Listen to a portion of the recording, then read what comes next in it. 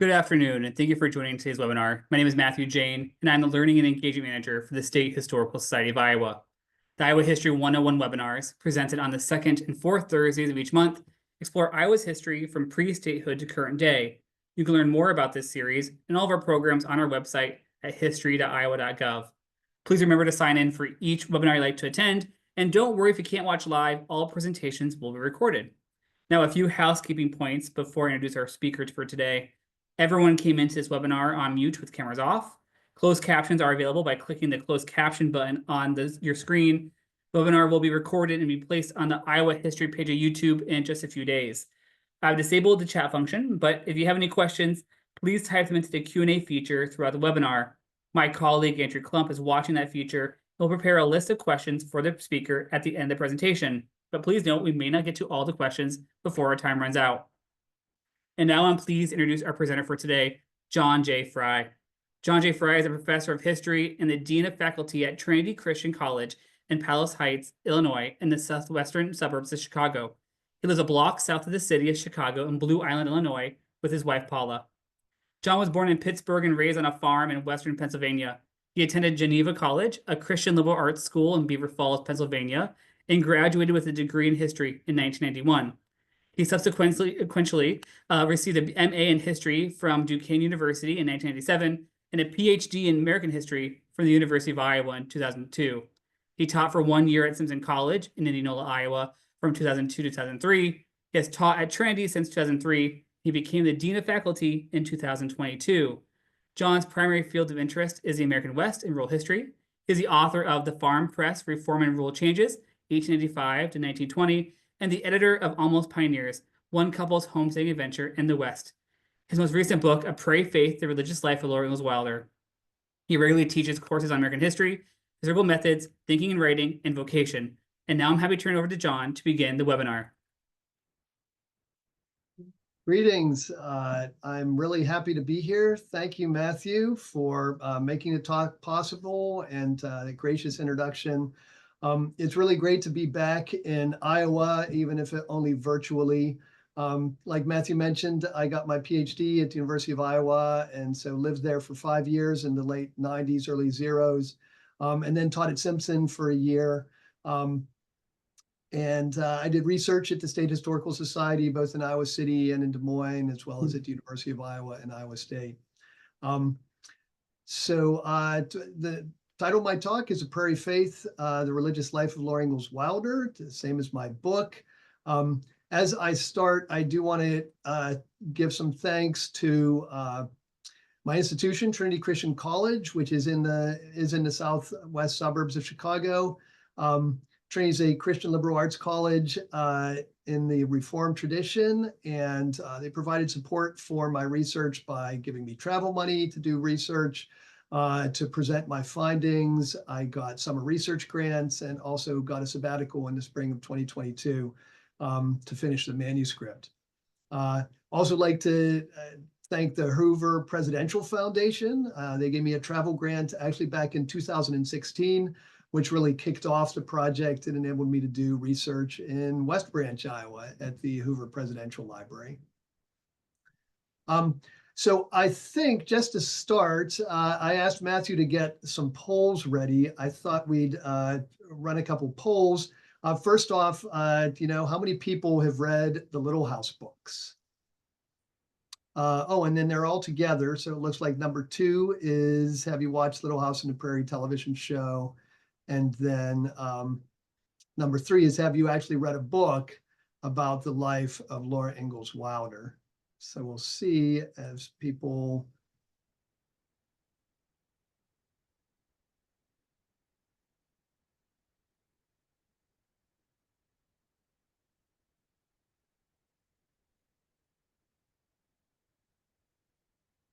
All right. Getting close to 100%. Trying to see.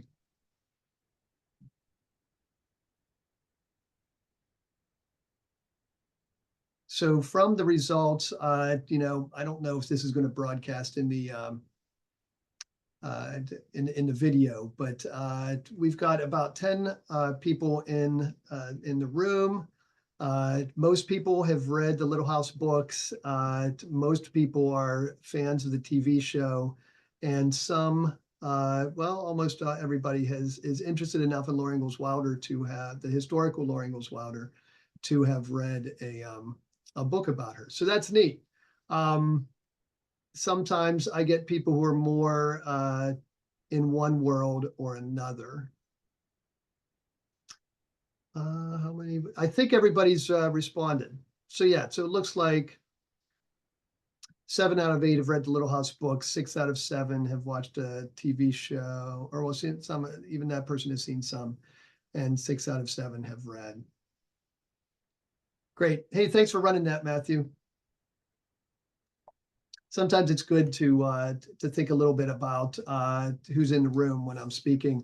I will say that there's really 3 worlds of Laura Ingalls Wilder. One is the historical world that Wilder lived in. The second is the world of the Little House books. They are autobiographical, but they are fiction. So really they create their own world. And then there's the world of the television show, which is very much the vision of Michael Landon and the producers. So mainly I'm here to talk about my book, A Prairie Faith. It's a biography of Wilder that pays particular attention to her faith. And secondarily about the books. And I already mentioned the 3 worlds here. There's the historical Laura Ingalls Wilder, the world of the Little House books, and the world of Little House on the Prairie. At the end of my presentation, we'll have time for questions. I think I'm fine with taking questions on any one of these worlds, but I will say right up front that the worlds that I know the best are the world of the historical Laura Ingalls Wilder and the Little House books. So a sort of a preview of what I hope to address today. First, talk a little bit about Laura's life and her works. Then particularly what I found out about her faith. Thirdly, a bit about the Little House books and their treatment of faith, and particularly because those were a collaboration. They were created by a collaboration between Laura and her daughter, Rose Wilder Lane. I'm going to talk a bit about Laura's year in Iowa in honor of being here at Iowa History 101. And then at the end, address the question of so what. So first, a little bit about Laura's life and her works. So Laura Ingalls was born in a log cabin outside of Pepin, Wisconsin in 1867, right after the end of the Civil War, 2 years after the Civil War ended. Her parents were Charles and Caroline Ingalls, and her family lived in Wisconsin for several years. Then they homesteaded for 1 year outside of Independence, Kansas, in southeastern Kansas. For just 1 year. Then they moved back to Wisconsin to the same homestead and lived there several more years. After that, they moved to Walnut Grove, Minnesota, to a homestead outside of Walnut Grove, and then into town. Then they moved to Iowa for 1 year, from 1876 to 1877. They lived in the town of Burr Oak in northeastern Iowa, and then they moved back to Walnut Grove. After several more years in Walnut Grove, they headed west to a homestead outside of De Smet in Dakota Territory, which later became South Dakota. That was all in Laura's first 18 years of life, all of those moves. Why did Charles Ingalls move his family all of those times? Well, it was mainly to pursue economic opportunity. Charles, and Laura called him Pa in her writings, was not an especially skilled farmer. He was a hunter and a musician and a carpenter, and he did other odd jobs. And the family also confronted some terrible events that were outside of his control, including a grasshopper infestation in Minnesota, and an incredibly hard winter in South Dakota. Charles was only ever somewhat successful, but he probably would have continued moving west, perhaps to Oregon, if Caroline had not finally put her foot down and said they needed to stay in one place so her daughters could get an education. He did succeed in getting the family a homestead in South Dakota, and he did provide a psychologically secure home for his family. All of Laura's memories of him were good ones. Laura married Almanzo Wilder, a homesteader in South Dakota, in 1885. They had a daughter they named Rose the next year, and they tried to get their own homestead land north of De Smet for the next 4 years, but they ultimately failed. They were driven to town by bad weather and other tragic circumstances. So in 1894, after briefly living in Minnesota with family and then actually spending almost a year in Florida before going back to South Dakota, in 1894, they moved to a farm in the Ozark Mountains of south central Missouri, outside of the town of Mansfield. And Laura and Almanzo lived in Missouri the rest of their lives.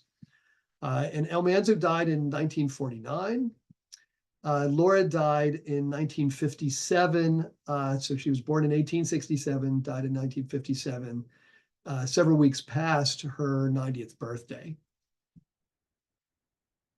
Between 1910 and 1925, Laura wrote articles for a farm newspaper in Missouri titled The Missouri Ruralist. And by this point, her daughter Rose had become a journalist and a novelist. Rose had lived in San Francisco, wrote for newspapers there, and then in New York City. And Rose was encouraging her mother to do more in different types of writing in order to make money. And so Laura did get paid some for a regular column in the Missouri Ruralist, and at times feature articles like this one, Shorter Hours for Farm Women, included her picture over there on the left. She stopped writing for the Ruralist in 1925, partially because she was interested in doing some different types of writing. And in the late 1920s, Laura began and finished a memoir of her childhood that she titled Pioneer Girl. She wrote it out in longhand in notebooks, gave it to Rose, who was living at the homestead with her in Missouri, and Rose typed it up and sent it to her publisher in New York City, to her editor, to her agent. Actually, she had an agent in New York City. Her agent was unable to find a publisher. Rose took on the job herself, tried to get a publisher, was unable to get a publisher for this memoir. It actually was not published until 2014, when it was published as Pioneer Girl, the unpublished manuscript. But during the but Rose and Laura did repackage some of the stories from this into a book that ultimately became Little House in the Big Woods. And that was published in 1932. During the next 11 years, Laura wrote and Rose helped her to create the 7 other Little House books. Farmer Boy, Little House in the Prairie, On the Banks of Plum Creek, By the Shores of Silver Lake, The Long Winter, Little Town on the Prairie, and These Happy Golden Years. These Happy Golden Years came out in 1943.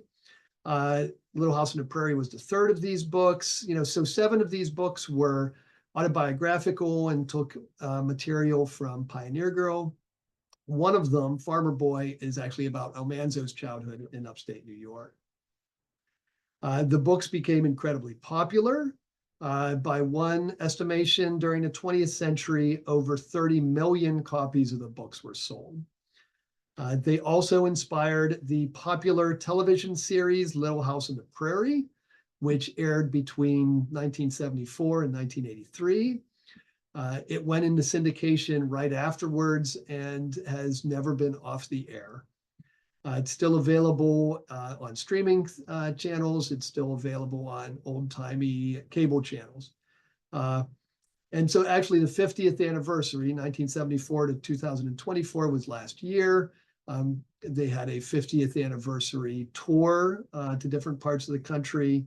And of course, ongoing interest in Laura Ingalls Wilder is shown by the fact that Netflix is looking to do a new Little House on the Prairie series based on the books. Casting was announced, casting call, the casting search was announced in late March. Clearly Netflix is betting that there are people interested in the stories.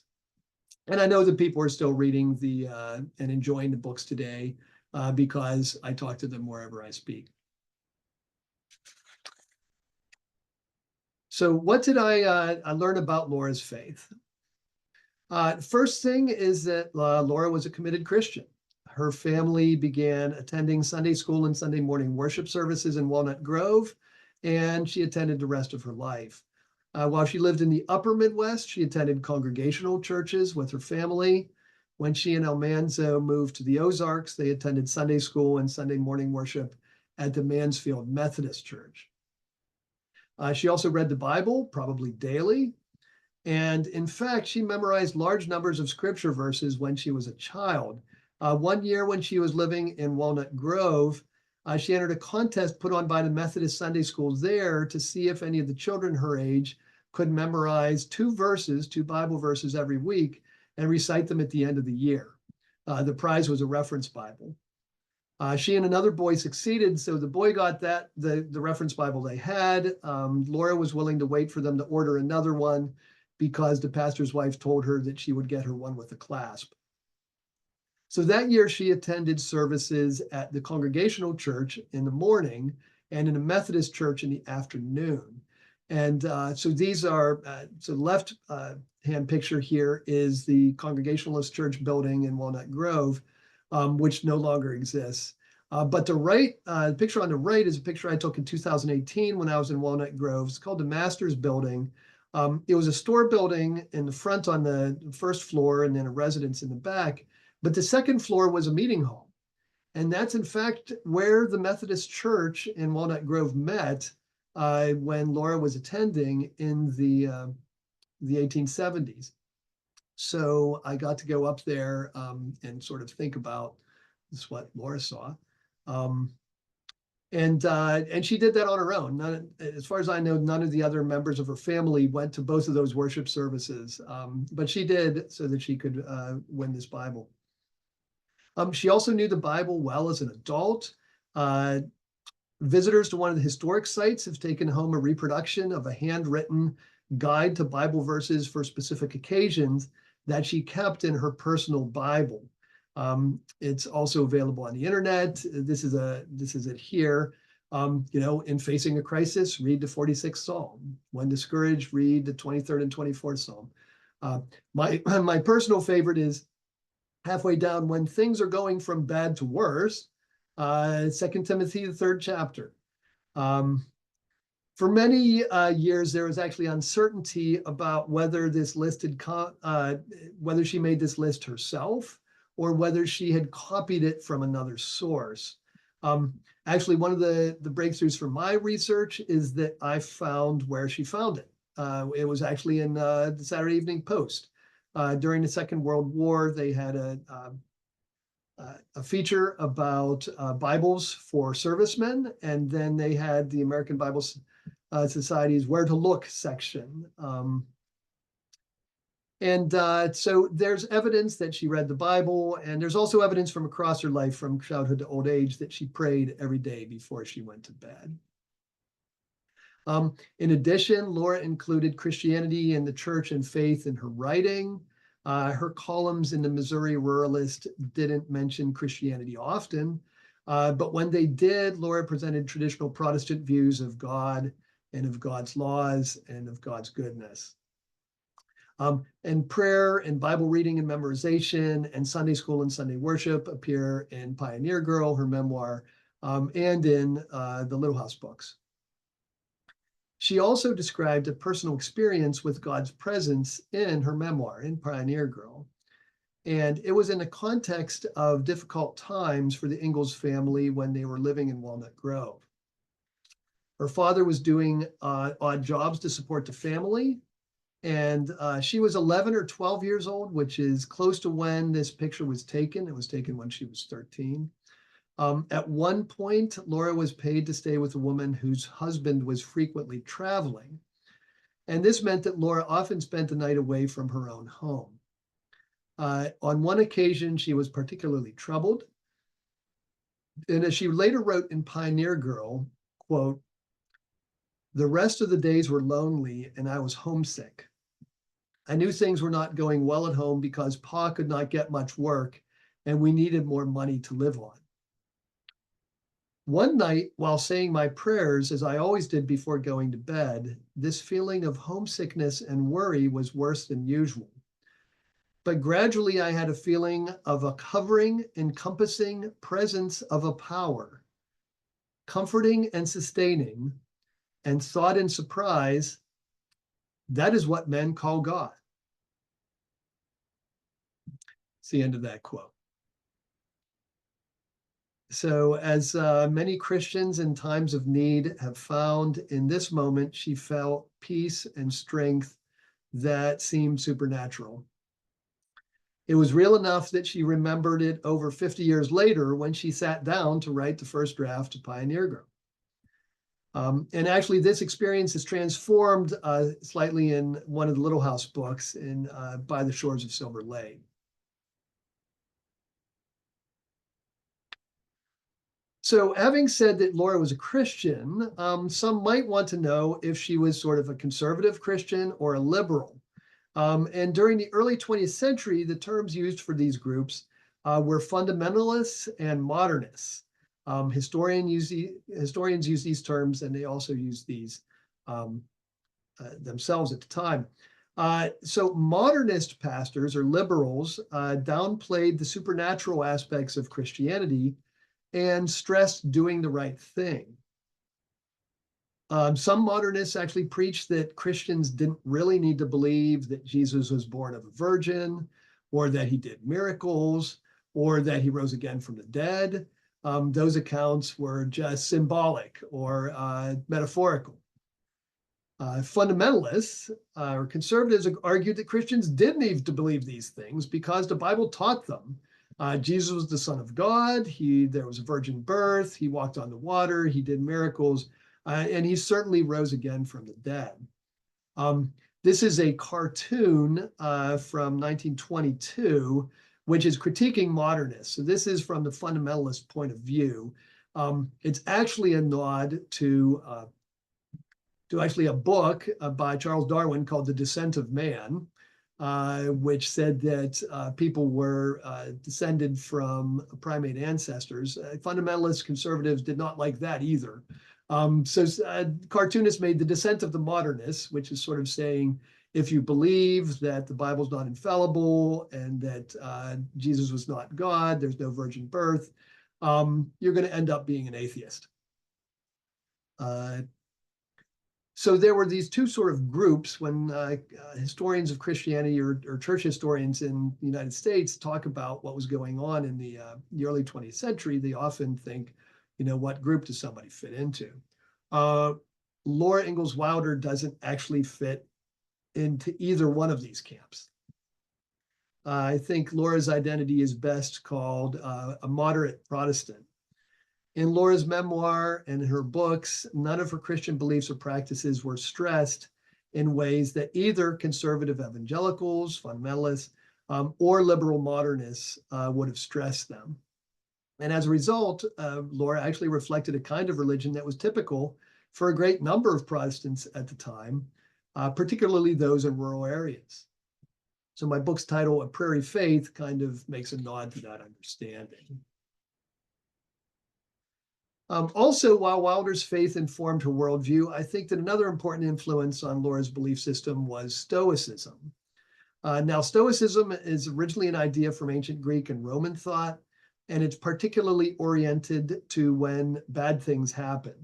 Stoics believe hardships should be endured without the display of feelings and without complaint. To live a good life, one needs to accept what happens and not allow one's emotions to get out of control. It's actually become popular in some parts of American society today. This is a page on Amazon with 3 books from 2023 and 2024 about Stoicism. Though my favorite example is actually Arnold Schwarzenegger's latest book Be Useful, which came out actually in the fall of 2023. I read it in the spring of 2024, and I thought, wow, parts of this really sound like Stoicism. And then Arnold quoted Cicero, and then Epictetus, and then Marcus Aurelius. They are all Stoic philosophers. And so then I knew. And by the way, I can't completely and totally recommend this book. There's some language issues. But boy, it's an interesting book in terms of being part memoir and kind of part self-help book. Be Useful. But anyway. In Letters to Rose, Laura described the stoicism of her parents and of her family and of the Midwestern people in general. The people Laura wrote about expected that hard times were going to come, and they endured them because those were just things that had to come. It must be. This is a Stoic approach to life. When troubles come to Christians, Christians often wonder where God is. What is God doing? I think this Stoic attitude was important to how Laura's parents approached the financial difficulties they encountered throughout their lives, and it also influenced the way that Laura approached difficulties. And finally, I believe that the distinction can be made that Christianity was important, but not central to Laura's life. First, she attended Sunday school and morning worship service in Mansfield, but not to evening worship service. That was also her family's pattern in Walnut Grove and DeSmet. Important, but not central. Second, there's no mention in any of Laura's writings that she ever attended worship services on Sunday when she was away from home. She took 2 trips to California, one to visit Rose and one with Rose. Several trips back to South Dakota. We do have letters and diaries from those trips. They never mentioned church services, and during several of the trips, she and Almanzo traveled on Sundays. Third, there's the fact that Laura and Almanzo never officially became members of the Methodist Church in Mansfield. And I think this distinction sets my work apart from at least one other scholar who sees Christianity as absolutely central to Laura's thought, and then some biographers who sort of ignore her faith almost altogether. So I think it's important to acknowledge that Laura's faith was important to her, but I don't think that it was central. And these are really the 4 important points I make in my book about Laura's faith. One of the reasons I first wanted to research Laura's faith is that when you read the Little House books, at times the description of the church is really not positive. And because Laura wrote the books out in longhand and then Rose typed and edited them, I wondered if there might be differences between what Laura wrote in her handwritten drafts and what appeared in the published books. So I was able to look at all the original manuscripts that we have of the Little House books and then compare them to what ultimately was published. And so actually some initial observations. I do think that the best way of describing the creation of the Little House books is as a collaboration between Laura and Rose. Rose was not just an editor. She did reorganize material. She changed descriptions into dialogue. Sometimes she added entire scenes throughout the books. Both Laura and Rose contributed to make the series as excellent as it is. And Rose was actually an agnostic. She had left the church and was sort of saw herself as an agnostic. Also had some attractions to Islam in the 20s and 30s when the books were being written. She had visited the Middle East, actually traveled in Syria and in Iraq, and also lived in Albania for a while, sort of was like the artistic aspects of Islam, not really a true believer, I don't think. But she didn't really class herself as a Christian. And this was when she was working with Laura on the Little House books. So I was interested, can we identify where ideas about Christianity and about faith in the books come from? And I think that we can. We can, in many cases, identify where ideas about faith and Christianity and the church come from in Little House books from Laura or Rose. And I think that the collaboration between the two women points in two different directions when it comes to God and Christianity and faith. So first, at times, straightforward and positive descriptions of Christianity in an original manuscript are more negative when they appear in the published book. In general, that would mean that Laura was positive and Rose was less so. Several examples are the descriptions of Reverend Brown, who was the pastor of the Congregational Church in Desmet in These Happy Golden Years. This is a picture of that church. In the original handwritten manuscript, we're told, quote, Laura knew the sermon would be long, but after she made sure she would remember the text when Pa asked her to repeat it, she let her thoughts wander to other things.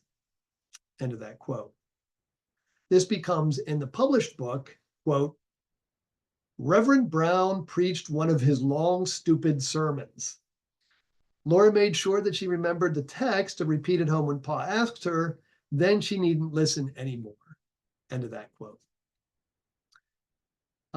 So in a later account, the manuscript reads, quote, Reverend Brown was preaching earnestly and everyone was quiet and attentive when Laura saw a stray kitten walking up the aisle. End of the quote. The published book has, quote, Reverend Brown was preaching earnestly, and Laura was wishing that with so much sincerity he could say something interesting when she saw a small plump kitten straying up the aisle. End of that quote. So these changes can be seen as Rose making feelings more intense. Rose's contributions to Laura's original manuscripts often did this, but in this case, what was made more intense was a negative view of Brown. So at times, what Rose did to the manuscript made the depiction of Christianity less positive. What was more surprising was that there are places where references to prayer and to Bible passages and to other Christian concepts do not appear in the original manuscript, but they do in the published book. And this would mean that Rose was adding material that addressed faith and the church and Christianity. In effect, Rose provided a deeper engagement with faith than Laura originally had. And this is particularly the case in The Long Winter. It's also visible in some other of the other books. The Long Winter is the Little House book that engages with faith the most. It describes extreme difficulties that caused Ingalls' family to turn to God for help and encouragement and comfort. So, for instance, in the first chapter of the book, Pa explains to Laura that God is the one who tells muskrats when to build houses with thicker walls. This explanation is not in Laura's original handwritten manuscript. Later in the book, Laura thinks, quote, oh, that I had the wings of a bird, unquote, to flee the coming winter. And this is a reference to Psalm 55, verse 6. This also does not appear in the original manuscript. On Laura and Carrie's first day in town, the teacher opens the day by reading Psalm 23. It's not mentioned in the manuscript. After a harrowing walk home from school through a blizzard, Laura thinks, quote, it was so wonderful to be there, safe at home, sheltered from the winds and the cold. This must be a little bit like heaven, where the weary are at rest. She could not imagine that heaven was better than being where she was, slowly growing warm and comfortable. This observation is, that's the end of the quote. This observation is not in the manuscript. Mr. Foster is jokingly called a mighty hunter before the Lord, which is a reference to Genesis 10, verse 9. Ma comments on a man's actions by saying, pride goes before a fall, which is a slight misquoting of Proverbs 16:18. Late in the book, Carrie wonders whether they could possibly eat grass. And Pa says, no, Nebuchadnezzar, which is a reference to the Babylonian king eating grass in Daniel 4. None of these biblical references are in the original manuscript. And finally, the published book mentions Laura and Mary saying their prayers 4 times, whereas the original manuscript only mentions prayer once. Now, there are engagements with Christianity in the manuscript that are left pretty much unchanged in the book, but it seems that Rose knew a lot of scripture passages, and she worked intentionally to use them to contribute to the overall effect of the book. The original manuscript had envisioned Christianity as an important part of the fictional Ingalls family's navigation of the hard winter, and Rose added additional material to confirm and enhance and deepen that vision. So as far as I can tell, at times Rose's work made the Little House Book's depiction of Christianity and the church more negative, and at other times Rose provided for deeper engagement with Christian themes and practices. In this review, I'm going to get a little bit of a drink.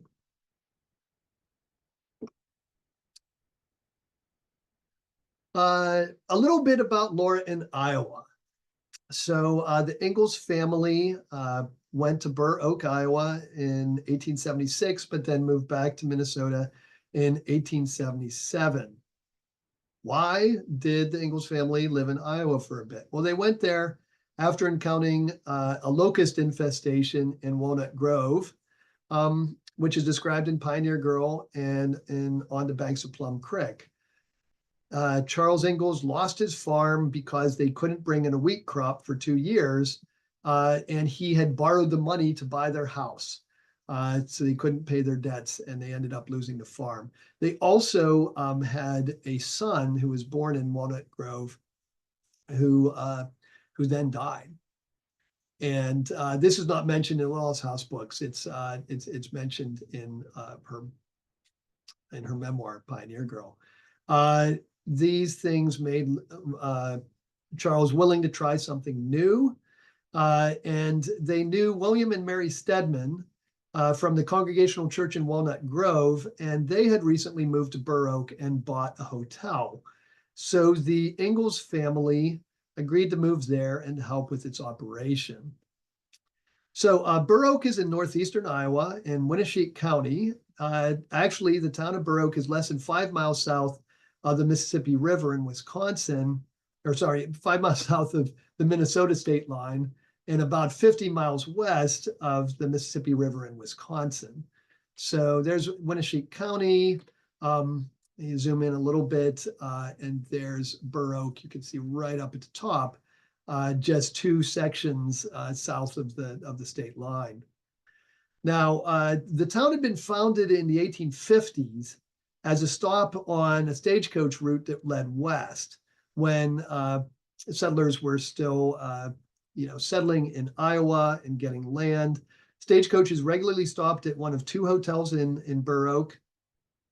But by the 1870s, almost all of Iowa's fertile land had been claimed by farmers, and railroads had become the primary means of transportation for both people and crops. In 1870, this map is from 1870, the nearest railroad went to Kalmar and Ridgeway. By 1876, when the Ingalls moved, there was a sideline which went to Decorah, but the railroad never came to Burr Oak. The town had already really experienced its best years when the Stedman family purchased a Masters Hotel in 1876 from William Masters and renamed it the Burr Oak House. Fewer stagecoaches stopped in the town. The hotel was really dependent for its income on several long-term boarders and several who came for meals, people, local farmers and others from town who came for meals. In Pioneer Girl, Laura wrote that Burr Oak, quote, was not a new, clean little town like Walnut Grove. It was an old town and always seemed to me dark and dirty. End of that quote. Its population was less than 200. So the Stedmans had bought the Masters Hotel, renamed it the Burr Oak House. This was built into the side of the hill. This is an early photo of it. The 2 front doors and the porch were on the main street, but then actually the back 2 doors also opened on the lawn outside. On the main floor, there was a bar room and a parlor and one room where the Stedman family, they had mother, father, and 3 sons slept. Up a flight of stairs were the 4 rooms. You can sort of see the windows upstairs for overnight guests. And down a flight of stairs was the kitchen, the dining room, and another room where the Ingalls family, mother, father, and 3 daughters, all slept. I believe that this is that room. I visited Burr Oak in 2018. Other things about the hotel, there were bullet holes in the dining room door because Will Masters, the son of the previous owner, had once attempted to shoot his wife. The building has been restored by the Laura Ingalls Wilder Park and Museum in Burr Oak. So you can walk through and experience how small the rooms were. This is the front and the back. You can see, the lawn in the back and the front doors on the front. One door would go into the parlor and the other into the bar room. This home site has the distinction of being the only building that the Ingalls family lived in when Laura was growing up that sits on the same place where it was when they lived there. The surveyor's house is up in DeSmet, but it's been moved to town from out in the country. So the Laura Ingalls Wilder Park and Museum. During their first month in Iowa, the Ingalls family worked long hours at jobs which were always tedious and sometimes difficult. Charles helped William Stedman with the operation of the hotel. Caroline made meals for up to 20 people at a time. And Mary and Laura went to school during the week and took care of the Stedman's youngest son, Tommy, on Saturday and Sunday. In the evenings, they often had to wait on tables and wash dishes. Early in 1877, the Ingalls family actually moved out of the hotel to rooms above a grocery store. Charles had extricated himself from the partnership with the Stedmans and worked as the manager of the feed mill in town. Later, that mill shut down, and he supported the family by doing carpentry and other odd jobs around town. Accounts of local events in Pioneer Girl tend towards the stark and disreputable and even scandalous. Older boys at the school disobeyed the teacher, but he surprised the ringleader, spanked him with a ruler, and sent the group running. The story of the saloon in town caught on fire, and the town cooperated to put it out. Charles Ingalls later said that if he could have been sure that only the saloon would burn and not the surrounding houses, he wouldn't have carried water. A fight between their downstairs neighbors woke the Ingalls in the middle of the night. The man was dragging his wife around by her hair and holding a kerosene lamp that was spilling and could have set the room on fire. Charles put things right before their home went up in flames. Finally, there's another story about a local man who had gotten drunk in the saloon, who woke up, took a drink, and then immediately lit a cigar. This action ignited the fumes from the whiskey. He breathed the flame into his lungs and died immediately. At least that is what Laura heard happened. Scientists don't give me any guidance as to whether that's possible. In early spring of 1877, the family moved again to a rented house on the outskirts of town, several blocks from the hotel and next to the Congregational Church. At this point, the depictions of Pioneer Girl of life get more positive. Laura continued to go to school, and she talks about valuing her teacher's gift for bringing literature alive for the students. She credited the school in Burr Oak with developing her ability to read and her appreciation of poetry. The family bought a cow, and Laura enjoyed taking it to pasture in the morning and bringing it back at night, looking at the flowers and dipping her feet in the brook on the way. And some weekends, she went with a friend to the Burr Oak Cemetery. She appreciated its beauty and tranquility. The Ingalls family rejoiced in the birth of his 4th daughter, Grace Pearl, on May 23rd, 1877. There was a congregational church in Burr Oak, so there are several churches. Based on their experience in Walnut Grove and DeSmet, it seems likely that the Ingalls family attended Sunday school and worship services there. When I last visited Burr Oak, a sign at the site said that it was established in 1850. The church building was dedicated in 1858, and it was closed in 1885. There are two other churches in Burr Oak during the 1870s, the Methodist Church and the Advent Christian Church. Advent Christian churches had broken with the larger Seventh-day Adventist movement in 1860, and the Burr Oak congregation was founded in 1869. They were constructing their church in 1877. It is likely that Charles Ingalls helped build that church building. And that church building still stands. The church closed in 1964, but the building now belongs to the Laura Ingalls Wilder Park and Museum. It's also right next to the cemetery. The Methodist church building stands today on the same site that it did during the 1870s. Laura does not actually mention any of these congregations in Pioneer Girl.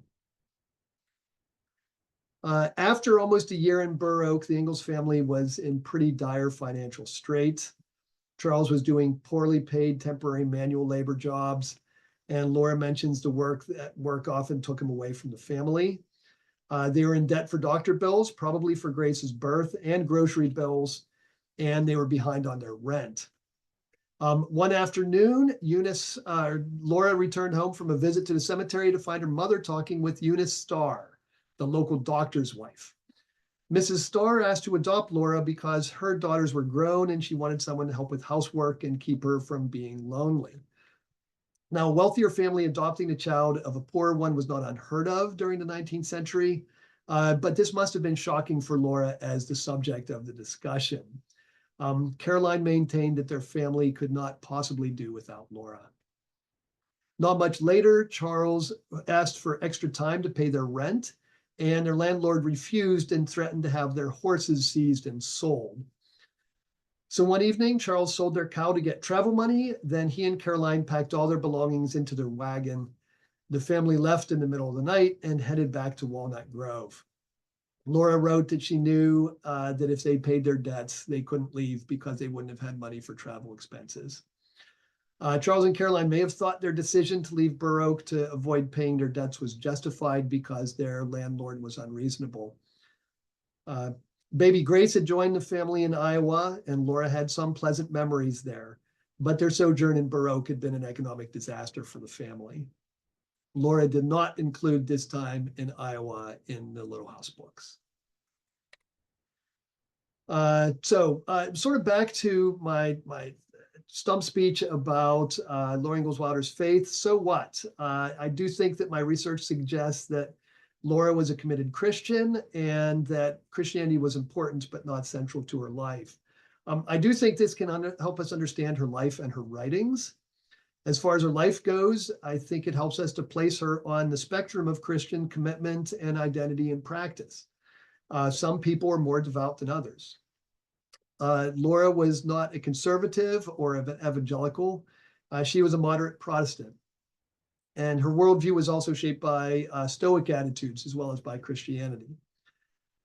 If I want to love my neighbor the way I love myself, including my neighbor who lived in the past, I need to recognize that people in the past were the people that they were, not necessarily who I would want them to be. And my hope is that my book is faithful to how Laura viewed her own faith, and I'm not trying to claim that she was a person that she was not. The idea that Christianity was important but not central to Laura also provides a way of understanding the treatment of faith in the Little House books. I think Christianity was important but not central to the fictional Ingalls family. And there are also Stoic ideas in the books. When the Ingalls family faces difficulties, they don't usually think about God, either his role in bringing the difficulty or his ability to deliver them out of it. At some dire moments, members of the family do turn to God in prayer, but more often the approach is to turn to their own resources.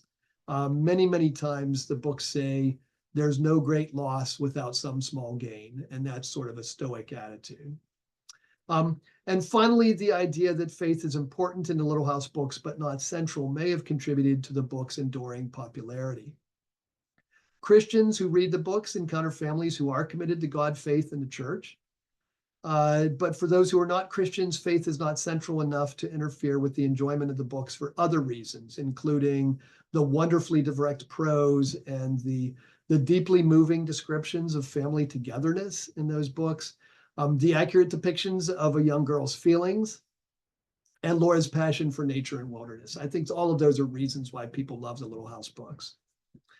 Laura Ingalls Wilder was a Christian. Her faith was important to her, and she nurtured it by reading the Bible and by praying and by attending worship.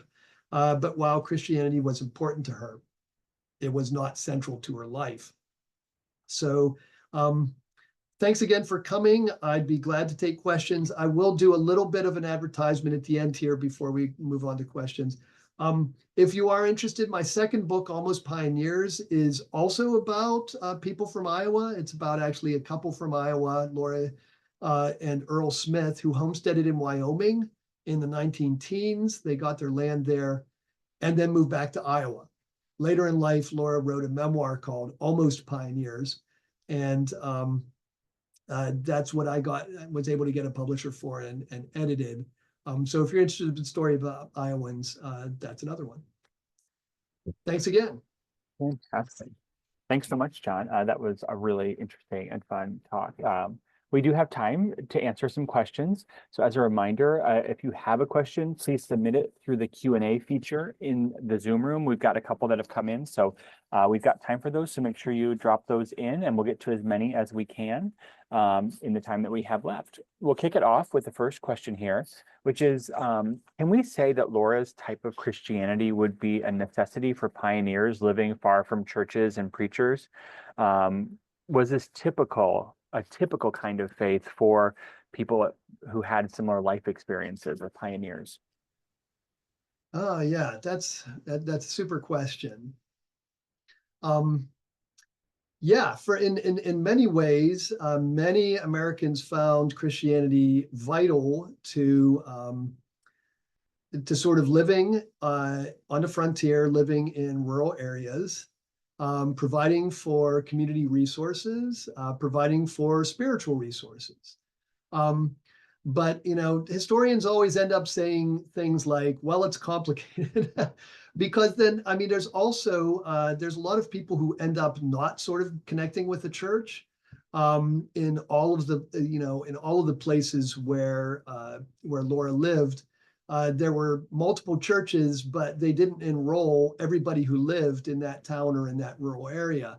So by no means did everybody participate in the church.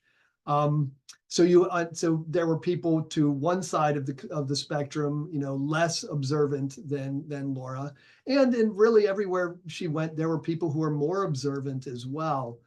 In the book, I talk about a friend of hers in Missouri named Nita Seal, who was, as one biographer said, Bill Anderson told me, he said, every time the Baptist church was open, Nita Seal was at the door to welcome you in. Nita Seal taught Sunday school. She had Bible studies in her home, multiple ones at a time. She went to the Southern Baptist Convention multiple times with her pastor. So in some ways, that's the other side of the spectrum from Laura. Christianity was absolutely central for Nita Seal in ways that it wasn't for Laura.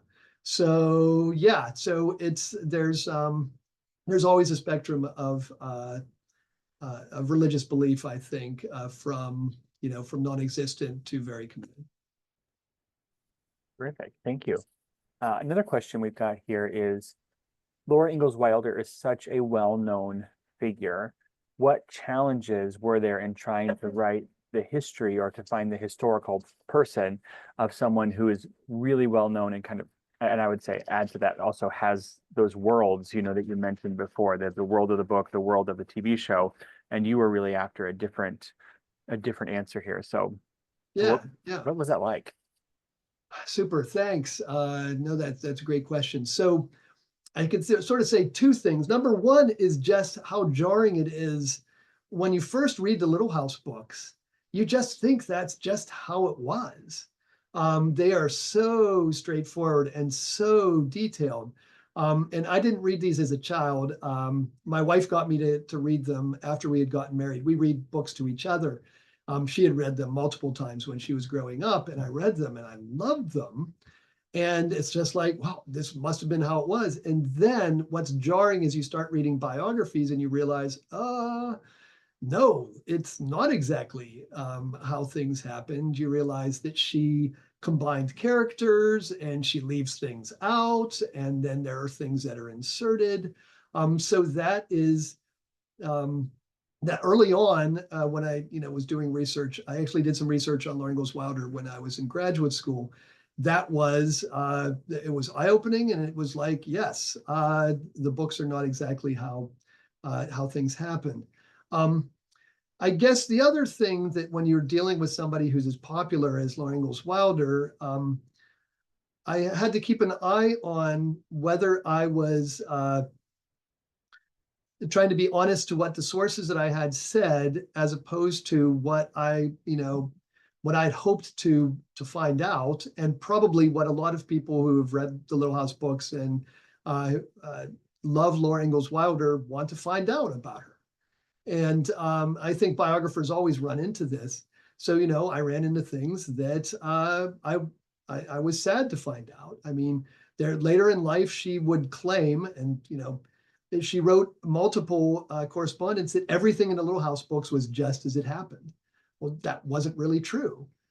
She admitted that in some letters, but not in others. And I thought, well, that was really too bad that she did that. And there's, I think that her treatment of Native peoples and of African Americans in the books, I wish they weren't like they are. I mean, they were written in the 1930s, and I understand that she was a person of her time, ahead of her time in some ways, but very much a person of her time in others.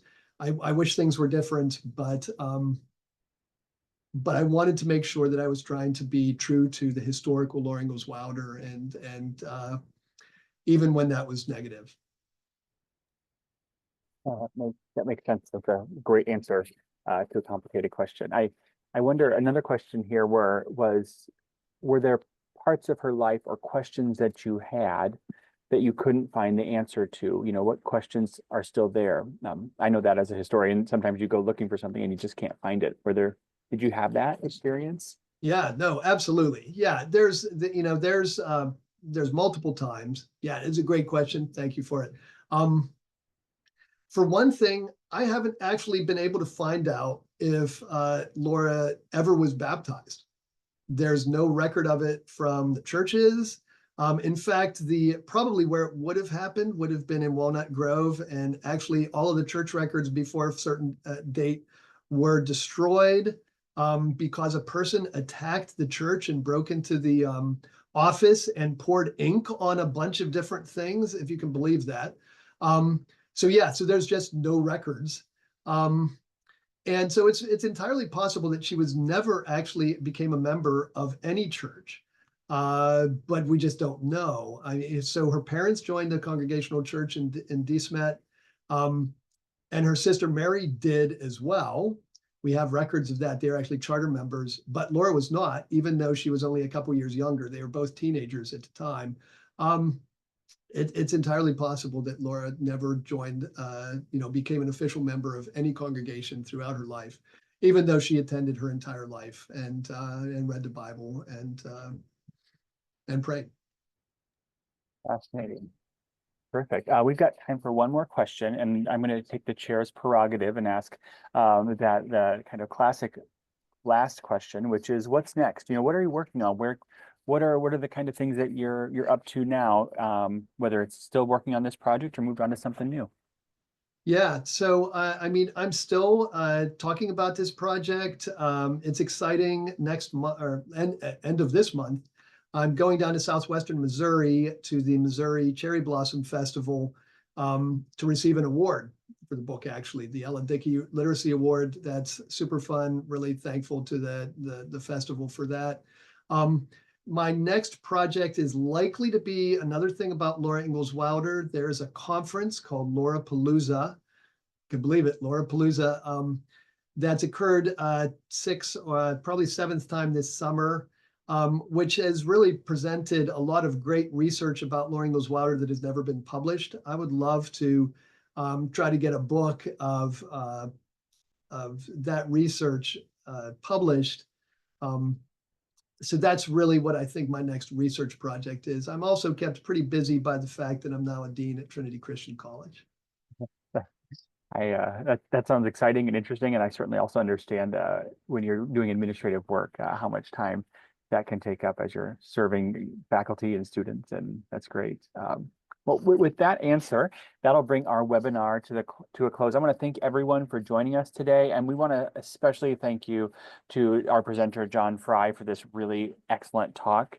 We hope everyone will sign up for future Iowa History 101 webinars that take place on the second and fourth Thursdays throughout the year. There are so many great stories to tell in the upcoming months. For more information or to register for those webinars in this series or to watch and check them out, visit our website, history.iowa.gov.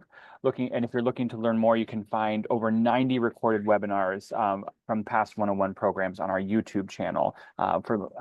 We look forward to seeing you virtually in our next Iowa History 101 webinar, which is April 24th. The topic will be Save Us from the Ordinary, 5 Decades of Iowa's Music Counterculture. So a shift from Laura Ingalls Wilder. We cover it all here in the Iowa History 101s. Thank you again to John Fry for being here and for all of you for joining us. Have a great rest of your day and take care. Thanks. Yep.